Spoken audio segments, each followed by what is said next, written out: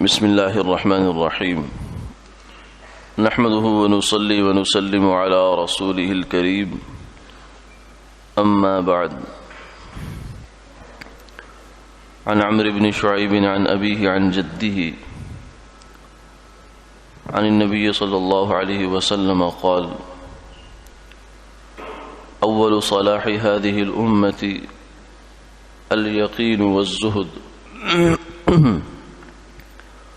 وأول فسادها البخل والأمل أو كما قال عليه الصلاة والسلام۔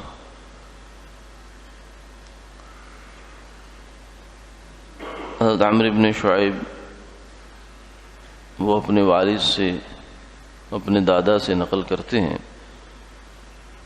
کہ رسول اللہ صلی اللہ علیہ وسلم نے یہ ارشاد فرمایا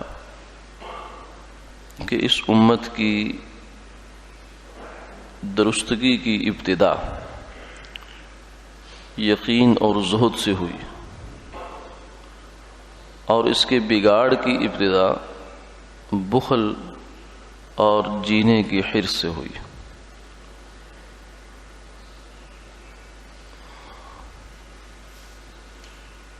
اس حدیث مبارکہ میں رسول اللہ صلی اللہ علیہ وسلم نے اس امت کے بارے میں اللہ کا ضابطہ بیان فرمایا ہے کہ اس امت کا کام کب درست ہوتا ہے اور کب بگڑتا ہے۔ فرمایا کہ اس کے کام کی درستگی کا، اس کے معاملے کی درستگی کی ابتدا دو چیزوں سے ہے، ایک یقین اور دوسرا زہد، یعنی امت کے اعمال کی اور اس کی ساری سرگرمیوں کی بنیاد اگر ان دو باتوں پر ہوگی تو وہ سب درست ہوگا، اور اگر ان دو باتوں پر بنیاد نہیں ہوگی تو پھر یہ امت یوں سمجھیے کہ کسی کام کی نہیں۔ پہلی چیز فرمائے الیقین، یعنی اس بات کا یقین ہونا کہ یہ دنیا دار الامتحان ہے، یہاں ہم صرف کچھ عرصے کے لیے آئے ہیں، ورنہ ہماری اصل جگہ آگے ہے، اصل گھر ہمارا جنت ہے، یہ ہمارے گھر نہیں ہے، اس لیے کہ جہاں سے انسان کا جنازہ اٹھے وہ اس کا گھر نہیں ہوتا، جہاں ہمیشہ رہے آدمی وہ اس کا گھر ہوتا ہے، جہاں سے اس نے نکل جانا ہے وہ گھر نہیں ہوتا، وہ سرائے ہوتا ہے، وہ ہوٹل ہوتا ہے، وہ کوئی قیام گاہ ہوتی ہے عارضی۔ تو یہ دنیا ہماری عارضی قیام گاہ ہے، اصل گھر ہمارا جنت میں ہے۔ یہ یقین اور اس بات کا پر ایمان پختہ ہونا چاہیے انسان کا۔ اور دوسری چیز فرمایا الزہد، دنیا سے بے رغبتی۔ یہ دو باتیں آپس میں لازم و ملزوم ہیں۔ جب آدمی موت کا یقین رکھتا ہے اور پھر موت کے بعد آنے والی زندگی پر یقین رکھتا ہے، اللہ اور اللہ کے رسول کے فرامین پر یقین رکھتا ہے، آنکھوں کے بنانے والے پر، کانوں کے بنانے والے کی بات پر کانوں سے اور آنکھوں سے بڑھ کر یقین رکھتا ہے، تو اس کا لازمی نتیجہ یہ ہوتا ہے کہ اس دنیا میں انسان کا جی نہیں لگتا۔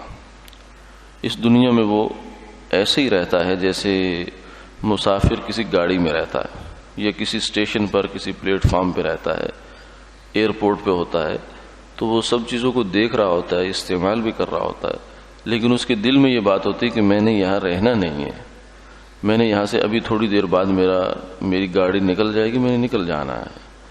تو یہ اس کا پھر اس جگہ سے جی نہیں لگتا، دل کے اندر اس کے وہ داخل نہیں ہوتی۔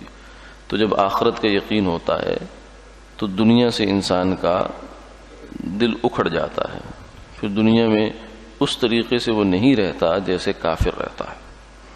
اور فرمایا کہ اس امت کا بگاڑ دو چیزوں سے ہوگا۔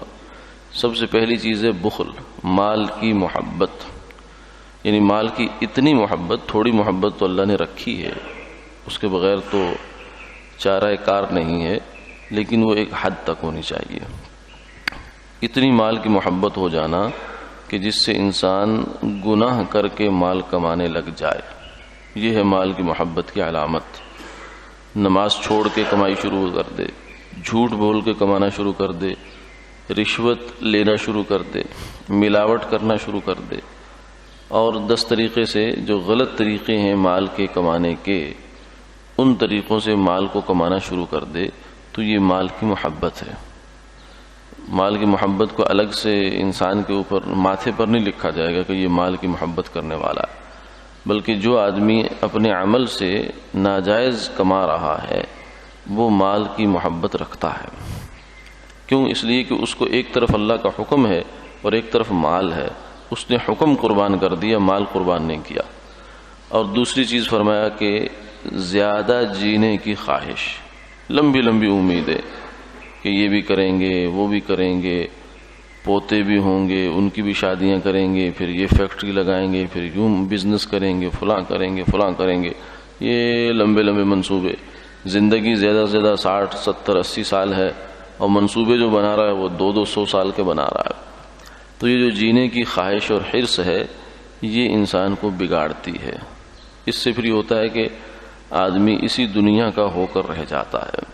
اس لیے فرمایا کہ لمبے منصوبے آخرت کے ہونے چاہیے، دنیا کے منصوبے لمبے نہیں ہونے چاہیے، دنیا کے منصوبے گزارے کے۔ یہ ایک مسلمان کا اور کافر کا فرق ہوتا ہے۔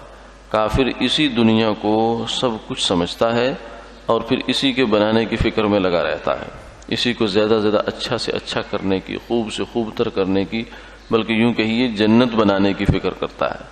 جبکہ مسلمان اس دنیا کے بارے میں نقطہ نظر ہی دوسرا رکھتا ہے، وہ کہتا ہے کہ یہ میری جنت نہیں ہے، جنت میری اللہ نے آگے بنا رکھی ہے، اس کو میں جتنی مرضی محنت کر لوں یہ جنت بن ہی نہیں سکتی۔ اس میں اگر ایک طرف سے میں اس کو اچھا کرنے کی کوشش کروں گا تو دوسری جانب سے بگاڑ اور خرابی پیدا ہو جائے گی۔ جیسے آج کے ماحول میں ہم دیکھتے ہیں کہ انسان نے کچھ سہولیات تو پیدا کر لی اپنے لیے، سفر کی سہولیات ہیں، رہن سہن کی سہولیات ہیں، کچھ ٹھنڈک کے آلات ایجاد کر لیے اور اس طرح کی سہولتیں، لیکن ساتھ ہی دنیا کے ماحول کو بگاڑ دیا، فضا آلودہ کر دی ہے۔ اب سانس پینے کا پانی جو ہے وہ انسان کو صاف میسر نہیں، ہوا سانس لینے کے لیے صاف میسر نہیں ہے۔ تو یہ دنیا کے اندر اتنی استعداد نہیں ہے کہ یہ جنت بن سکے۔ اس لیے یہاں گزارے کا مزاج ہونا چاہیے اور گزارے کا ذہن ہونا چاہیے۔ اللہ تعالی عمل کی توفیق عطا فرمائے۔